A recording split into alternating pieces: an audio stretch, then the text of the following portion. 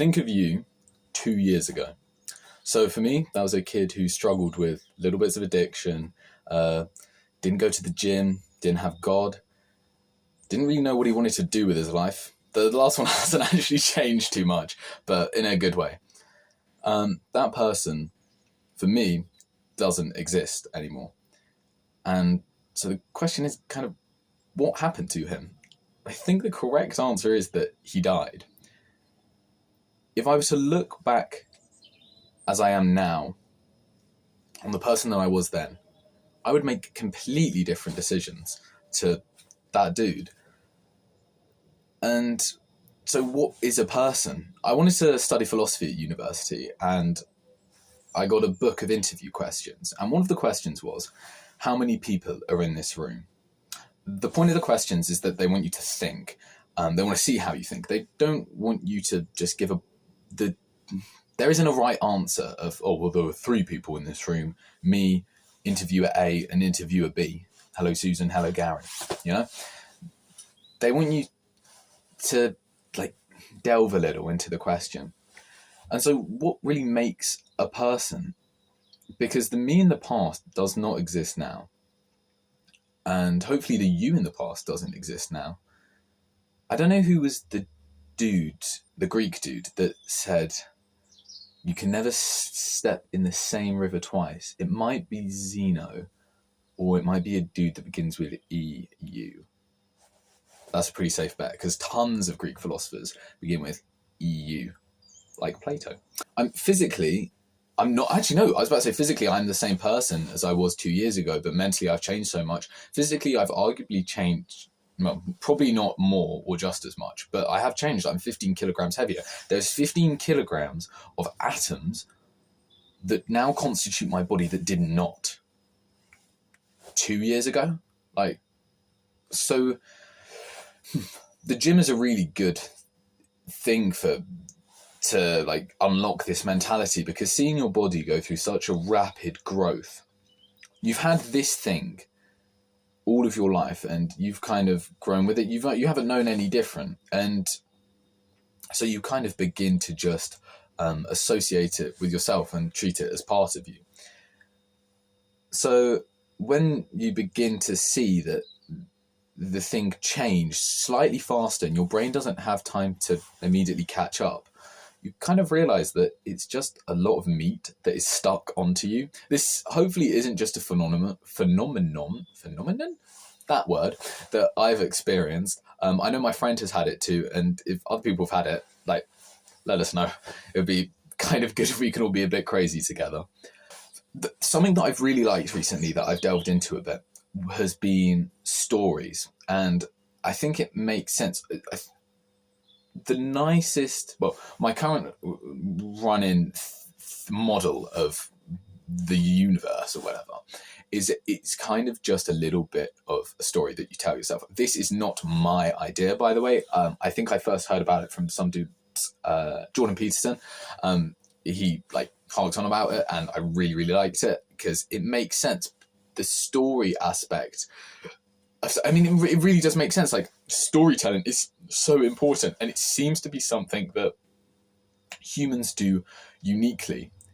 And then you could ask yourself, okay, so what story do I want to tell myself?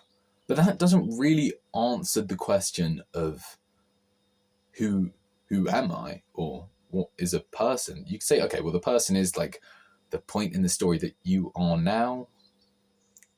It doesn't really make sense, and it's really, really difficult to pin down. I was thinking about this in the shower, of course. What a golden shower thought. Because tomorrow I am going to an airport in the early hours of the morning so I can then go to Poland. And the majority of people I've spoken to seem significantly more stressed than I would think is warranted about going to an airport. This may just be my naivety speaking. So for context, I've never been to an airport alone. I have a pretty bad track record for just kind of winging stuff. I mean, I have a good track record for successful winging stuff, but I like to wing stuff. And I'm not like super prepared. Like it's not foolproof, but I don't think it needs to be. I think if you stress too much, you kind of lose it. And I was thinking, okay, so why are these people so stressed? It's almost definitely out of care and love. But I say, oh, I love myself and I'm not stressed. And so why is the love and care manifesting itself in this way? And people can concern themselves. You need a system, a value system, the way you see the world. I think if you're gonna tell yourself a story, you need to have like a goal or like a dragon to slay at the end of it. And so some people's dragon, and I can actually go off my own past experiences. A few years ago, like being hilariously misinformed, I was like, okay, well, money must be the most important thing. So I'll chase money. And then that didn't work out. So it's like, okay, well, I'll like chase like physics or maths or like academic success. And you could do it with the gym as well. I wasn't like convinced that 100 kg bench press would lead to salvation. But yeah, once you set your goal, everything else you kind of see through a lens that is tinted with this. And I think that's a pretty good definition of a god. False idols, so ones like money, like say like sex, like academics, like these sort of things. False idols do not lead to salvation, and maybe if you look over the long term, aren't sustainable as well. But if you set your moral hierarchy around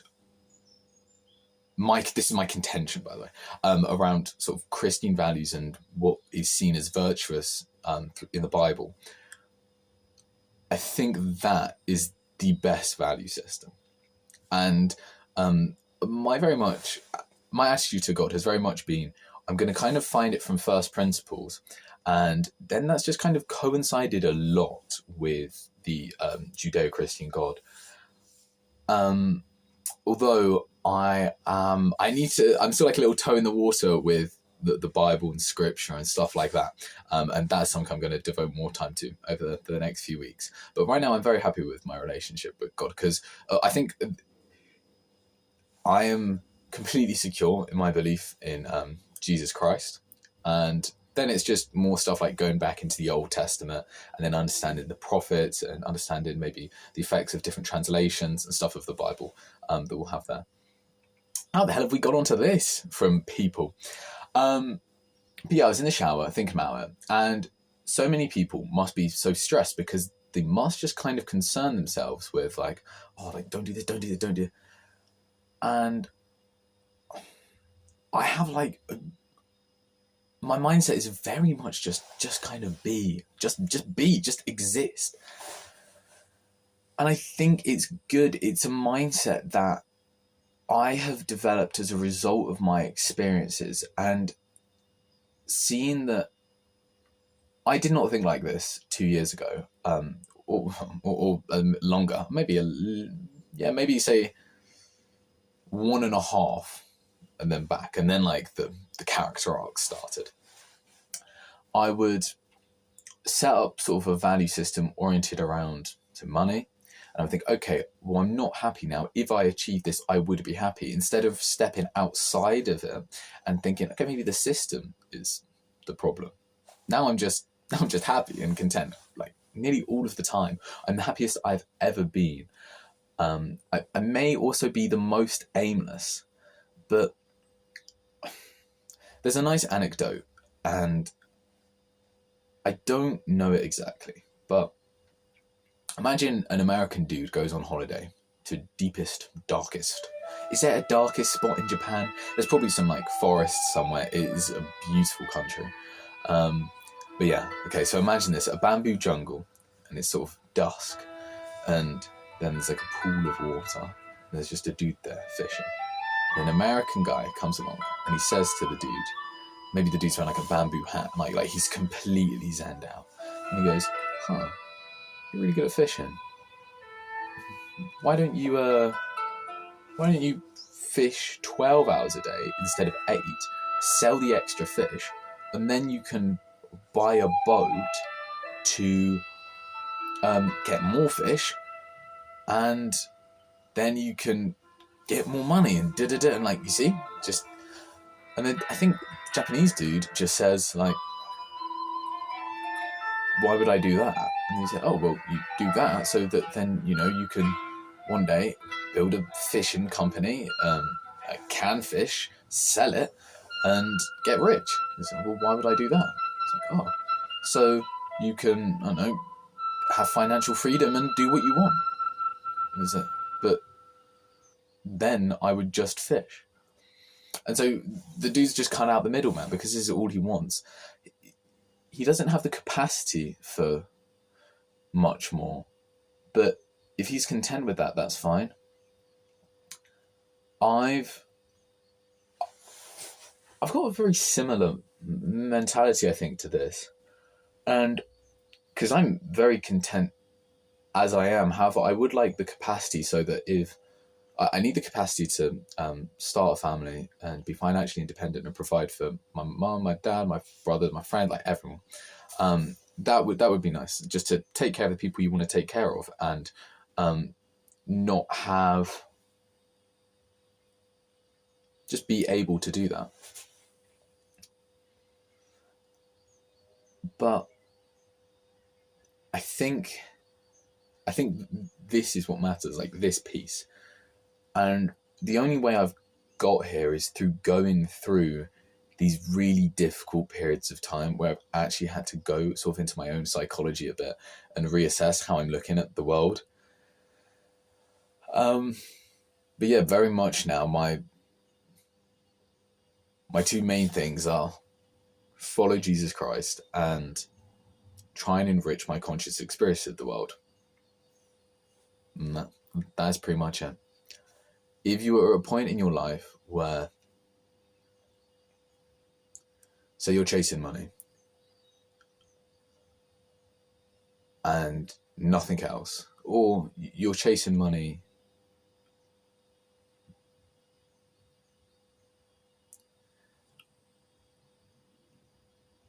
there's a quote from the Bible. It's like, "Ask and you shall receive, knock, and the door will be opened unto you." And there's one more. And then there's another quote in the Bible. I'll just chuck them up. About how if you just follow him, do not worry about other things, because they will be provided for you by God. And having a faith in that is a huge thing, because it's very easy to go, "Oh, but I need money. I need this. I need that." Like you do. You are, like, God understands that you need like your daily bread and these things. But you need these things. If you had them, they wouldn't satisfy you. So God is the thing you do once you have the fishing business, and God should also be the thing you do before you have the fishing business. The fishing business is just kind of like just a side quest. Like I'm not worried about when I die, because this is kind of just this is just kind of something I'm doing until everyone goes back up there. Yeah, it's a really good thought. And some people could look at it easily and say, "Oh, you're just a bit of a crazy person." Me a few years ago would look at me now and say, "You're a crazy person." To that, I'd say to me, I would say, "You're dead, mate. Shut up. Stay dead." And to the people who would look at me and think, "You're a little bit, you're not right on this." Okay, if the God stuff and the Jesus stuff, if all of it was rubbish and like just doesn't make sense, and just fake or made up by someone, okay, it does not change the fact that the philosophy that is taught and the mentality that I have because of it gives me the most gratifying, satisfying, pleasurable life. Peaceful or salvanizing life, whatever that word should be. Salivating. Yeah, and so in that way, like, how is it not true? It's a good question. I really think that there's nothing in the Bible that if you follow as it's taught, it doesn't, your life won't improve. And so in that way, how's there not a God? Amen.